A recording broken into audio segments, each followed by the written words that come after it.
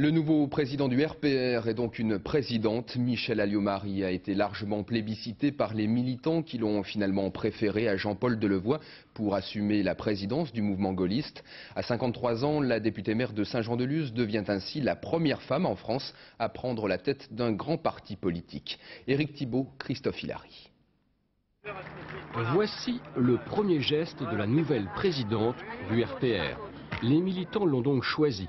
Alors, dès son arrivée au siège du parti, Michèle Alliot-Marie provoque une incroyable cohue. Fidèle à ses engagements, elle prône aussitôt la réconciliation.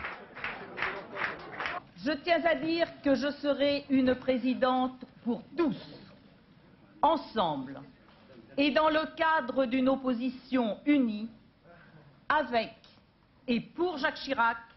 Nous préparons ainsi les prochaines échéances. Pourtant, personne n'attendait l'élection de cette femme de 53 ans.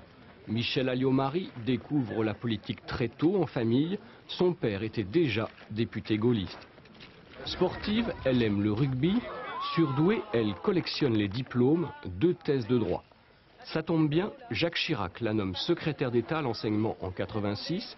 Puis Édouard Balladur en fait sa ministre des Sports en 93. Résultat, pour la présidentielle, elle refuse de choisir entre les 2 candidats. Mais sa carrière ne s'arrête pas pour autant.